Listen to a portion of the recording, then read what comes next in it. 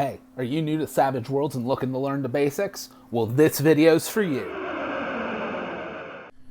Hey guys, Bobby here from the GM table. Yeah, just up here on the screen. Don't have to bring it. Oh, okay, I guess graphics coming in anyways. And we're talking about Savage Worlds. Yeah, our Savage Worlds videos are back. But before we do in-depth videos, I want to do what I like to call a crash course. Yeah, I've done these for a few other systems, but this one's going to finally be a crash course for Savage Worlds. Technically, we'll be doing two. I'm going to talk about the second one at the end of things.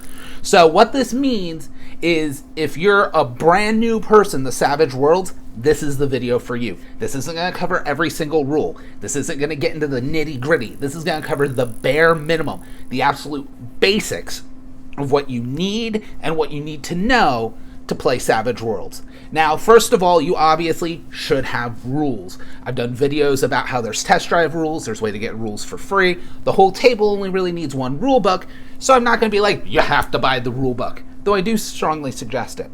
After that, you're going to need dice. Now, probably can't see these, so I'm going to, yeah, you guys come in here. I'm going to bring these dice in here so they're nice and big and easy to see. Now, if you notice, and if you're from a game like, say, D&D or Pathfinder, there isn't a D20. Now, while you look at D20 games, because that's what the systems are called, they basically rely on this dice. This is the bread and butter die. In those games, you roll a D20, you add bonuses or penalties based on how good you are at something, and you go against a target number, and the target number is determined on how hard things are to do. This game doesn't work that way. I actually really like that D20. I regret that I threw it. But instead, how good you are at something is based on the size of the die. Now, the worst you can be is a D4. And the best you can be is a D12. This isn't talking about modifiers. We're going to get into dice later, but that's just the real basic. The other thing you're going to need is a deck of cards, just a deck of playing cards. Now, from what we're going to cover today, you need them for initiative. Some people think that's the only thing you use them for in the game. There's actually a lot of things that either can or were designed to use playing cards. This might seem weird. Most games don't use playing cards. There's a few others that do, but then they only use cards and don't use dice. This uses both. The playing cards are really, really useful. Now, there's two main things to remember when you're dealing with the cards. The first, at least for initiative. The first is you basically go in order. People don't roll what their initiative is and then you write it down and it stays every round. You deal out a new initiative every round and you basically go, here's your card, here's your card, here's your card. And then everybody looks at their card and you go from ace down to 2. If people have the same card, you go from suits high to low. This is reverse alphabetical orders. So it's spades, hearts, diamonds, clubs. Clubs are the lowest. We're not getting into things like dramatic tasks and other things that use the cards, but outside of initiative, clubs are usually the worst. Outside of that, the other suits don't tend to matter until you get into more advanced games. But there is one other card that really matters. It's the Joker. The Joker is a very important card in Savage Worlds. In fact, some people have decks with 4 Jokers in them. A normal deck has 2. Both ways work. And the Joker does a few really, really interesting things here. I'm just going to keep holding on to it. If you're the player that gets a Joker, you get a +2 to everything you do. Now, when we get talking into modifiers and target numbers and all of that, you realize a +2 is massive. A +2 is really, really good. Now, with the newest version of Savage Worlds, this used to be an optional rule. Now it's in core. If you or any of your friends get a Joker, you all get a Benny. And we're going to talk about bennies, but bennies are really good. Bennies are a really great thing you're going to want to have.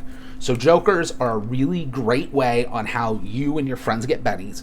If you get the Joker, it's basically your round to shine, and you get to be really awesome and do really cool things, or try for really cool things and have a much better chance to do them. And that's more or less what Jokers do. Now, moving on to that, I will talk about bennies for a second. Bennies have a lot of uses, and with the newest rules, there's even more uses. But there's 2 major uses for bennies. You either use a benny to re-roll. You can, at any time, spend a benny to retry if you failed, as long as your roll wasn't a critical failure. We're going to get into critical failures in a little bit. But as long as your roll wasn't a critical failure, you can go, I'm going to spend a Benny, and then you get to reroll. So with that, you basically get second chances. Now, in the new rules, this, again, just like with the Jokers used to be an optional rule, now it's core. If you say you hit somebody or you shot somebody or did something that dealt damage and you didn't like your result, maybe you didn't deal enough damage, maybe this was like your one big chance to kill the bad guy, you can also spend a Benny now to re-roll damage. So that's the first big use of Bennies. The second one is soaking. Soaking gives you a chance to make a roll and try and get rid of wounds you just took, but only the ones you took right then and there. If you don't soak right away, maybe 2-3 rounds later you go, oh man, I wish I didn't take that wound, I want to soak it. Well, you can't. Moving on from that, we're coming back to, I'm going to bring those back out. We're coming back to the dice. Now, there's a few really, really important things to know about dice in Savage Worlds. But the first one we're going to cover isn't so much the dice, but what they're used for, which is rolling to succeed at things. Now, unless you're talking about trying to hit someone, which we'll get in the parry, and that's when we're going to talk about combat, all of that, for skills and really any task, the only number you have to hit is a 4. That's it. Just a 4. Which means even that D4 I was talking about, there he is, that D4 I was talking about, he has a 1 in 4 chance of hitting that 4. Here's the catch. When you're talking about skills, you can still be untrained in a skill. And to be untrained, not only is it the lowest dice of a D4, but it's at a -2. So you're rolling a D4 at -2. Well, the highest you can roll is a 2, right? Not quite. All the dice can do what's called acing.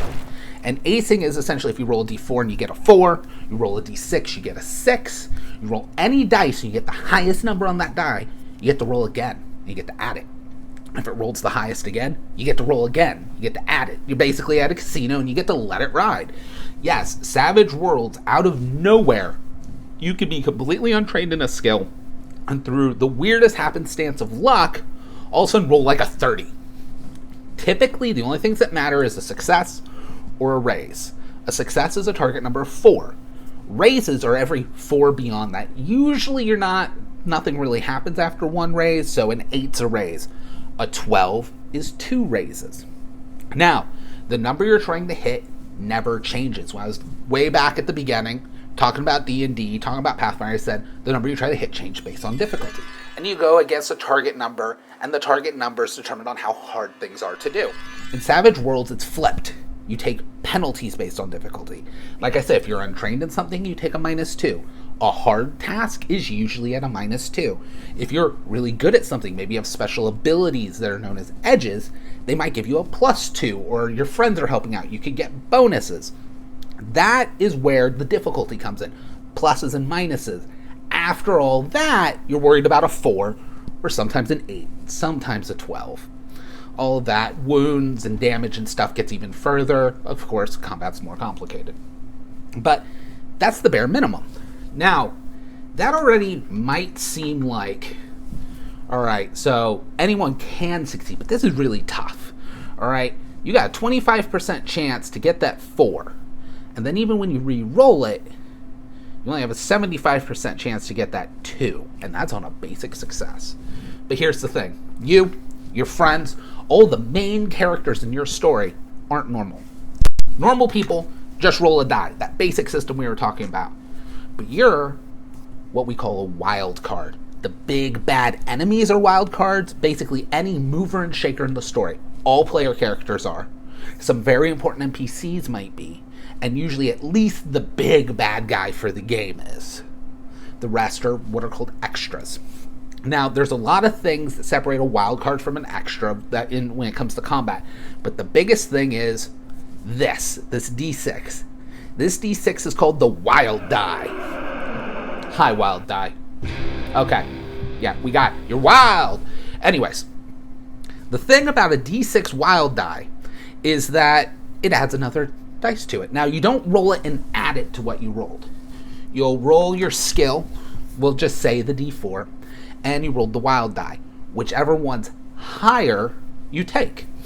Now, what this means is, the thing about a D6 is half the sides are 4 or better.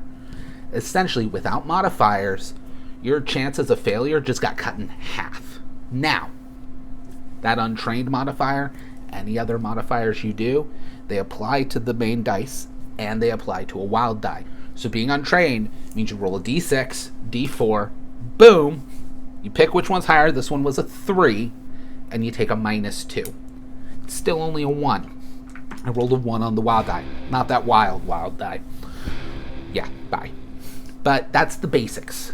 Oh, wow. Okay, so I was editing this, and I planned on it being 2 crash courses, and I realized I didn't like the second half of this. I was just starting combat. Anyways, what that means is next week we're going to start part 2, which will be crash courses in combat, and the week after that we'll do character creation as part 3. So I'll catch you guys next week. Bye!